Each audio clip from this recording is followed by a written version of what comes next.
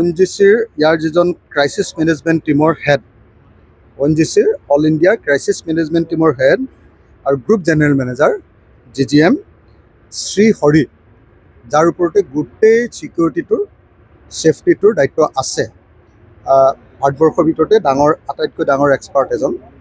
তেওঁৰ লগত অলপ আগতে মই দীঘলীয়াকৈ গোটেই বিষয়টো আলোচনা কৰিলোঁ আৰু আলোচনা কৰি মই গম পালোঁ যে কালি আচলতে কণ্ট্ৰল কৰিবৰ কাৰণে এটা ব্যৱস্থা লৈছিলে, সেইটো ফেইল হ'ল। সেই ফেইলটোৰ পৰা তেওঁলোকে কিছুমান ষ্টাডি কৰিব পাৰিলে, তাৰ যিখিনি মেটেৰিয়েলছ বাহিৰলৈ ওলাই আহিলে, ষ্টাডি কৰি এতিয়া গোটেই বস্তুখিনি ইকুইপমেণ্টখিনি তেওঁলোকে ৰেডি কৰিছে আৰু তেখেতে মোক জনাইছে যে কাইলৈ সন্ধিয়াৰ ভিতৰতহে আমি কনফাৰ্ম কৰি দিব পাৰিম যে ফাইনেল কেইদিনৰ ভিতৰত এইটো কণ্ট্ৰল হৈ যাব।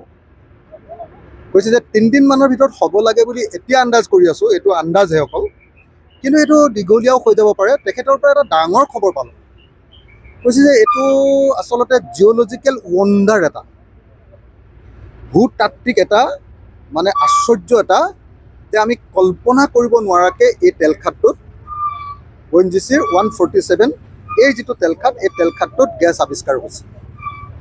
কৈছে যে এই গেছটোৰে অসমৰ 25 বছৰ চলি যাব বুলি কৈছে, যেনেকুৱা ধৰণে ইয়াত ৰিচোৰ্চ ওলাইছে। কৈছে যে আমি কল্পনা কৰিব নোৱাৰাকৈ সেই গেছটো ওলোৱাৰ কাৰণে এই ক্ৰাইচিছটো ডাঙৰ হৈ গৈছে আৰু এইটো কল্পনা কৰিব নোৱাৰাকৈ গেছ ইয়াতে আৱিষ্কাৰ হৈছে।